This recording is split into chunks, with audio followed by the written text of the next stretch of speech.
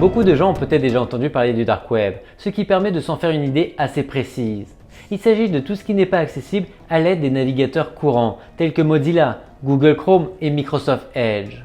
Mais il est important de connaître et de prendre en compte les risques que vous pouvez avoir si vous décidez à un moment donné d'explorer ce monde. Pour que vous ayez une meilleure idée, il est important que vous preniez en compte tous les aspects que nous allons mentionner ici, car le Dark Web est un monde totalement anarchique, qui peut ne pas convenir à tout le monde. Si vous vous demandez comment accéder au Dark Web, vous avez en fait besoin d'un navigateur spécial appelé Tor.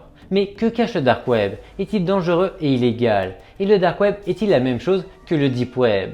Nous vous expliquons et clarifions ici tout ce que vous voulez savoir à ce sujet. N'oubliez pas que si vous entrez dans le Dark Web, c'est à vos risques et périls. Beaucoup spéculent sur l'existence d'une réalité cachée sous la pointe de l'iceberg de la navigation sur Internet, ce qui conduit à l'Internet secret, à l'obscurité et aux logiciels en particulier. Dans le Dark Web, on trouve généralement de nombreux visiteurs, tels que des cybergénies, des agences gouvernementales, des fraudeurs et même des terroristes, ainsi que des journalistes à la recherche de la vérité non censurée et des gens ordinaires comme vous et moi, pour communiquer avec d'autres sans être détectés par le gouvernement lui-même. Le Dark Web est défini comme l'une des couches qui composent l'Internet, la première étant le Web superficiel, le Deep Web et enfin le Dark Web.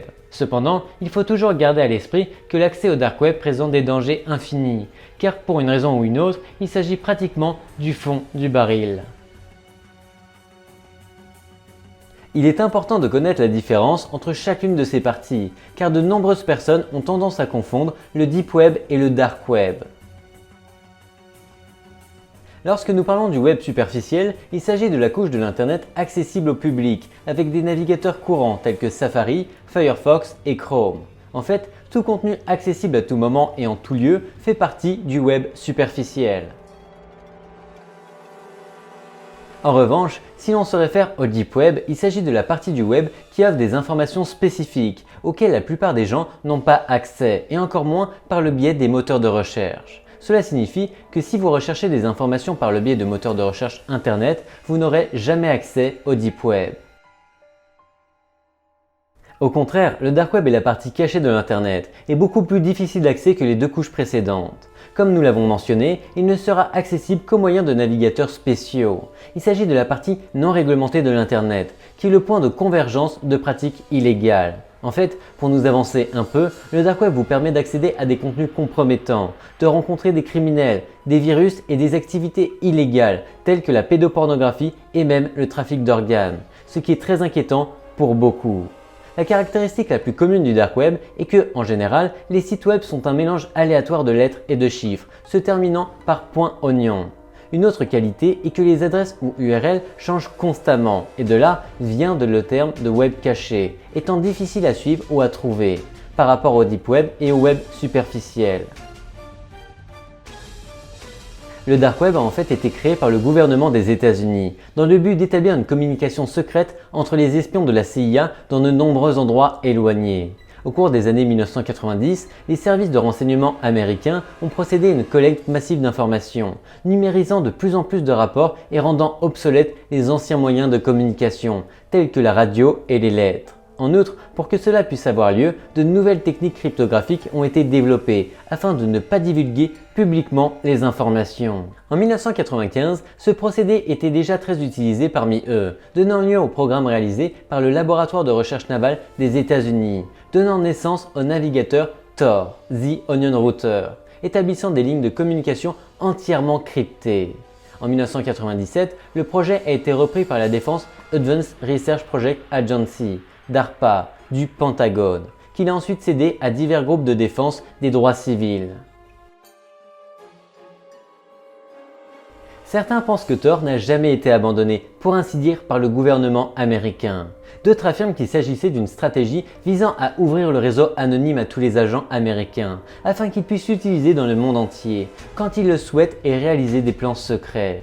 Des sources internet affirment également que le réseau a été ouvert pour que d'autres personnes puissent l'utiliser et minimiser le risque d'interception des communications par des tiers, puisque plus il y a d'utilisateurs, moins vous serez vu. De sorte que trouver une aiguille dans une botte de foin est impossible, pouvant diluer toute communication dans une mer de communication non gouvernementale, permettant l'anonymat des agences et continuer tranquillement à mener leurs opérations, rapports et plus encore. Bien que le Dark Web ait été créé par le gouvernement américain, en raison de sa grande expansion et de sa couverture mondiale, chaque pays dispose de sa propre connexion et de sa propre juridiction, échappant ainsi à leurs mains. En outre, si le réseau est fermé à partir d'un seul endroit, le reste du réseau continuera d'exister de manière autonome. Une autre raison de ne pas fermer le Dark Web est que les États-Unis, par exemple, continuent d'en profiter, voire de mener d'éventuelles activités illégales par son intermédiaire. À ce jour, il s'agit de la forme la plus utilisée par les agences de renseignement comme canal de communication secret. De la même manière, c'est un outil très utile pour les activistes politiques lorsqu'ils ont besoin de filtrer et de dénoncer anonymement des États autoritaires, y compris en étant utilisé comme arme de communication contre des régimes et des gouvernements ayant des dictatures. Dans le cas hypothétique où l'on voudrait fermer le Dark Web dans son intégralité, il faudrait qu'une douzaine de pays acceptent cette décision, ce qui, au contraire, n'est pas dans leur intérêt de le faire. Cependant, lorsqu'un Dark Web est fermé, c'est parce que plusieurs organismes se sont réunis pour y parvenir. Il faut savoir que le Dark Web est une arme à double tranchant, car cet outil de communication n'est pas seulement utilisable par des gouvernements comme les États-Unis, mais peut aussi être utilisé contre eux, comme l'organisation médiatique internationale à but non lucratif Wikileaks et les allégations faites par Snowden contre les États-Unis.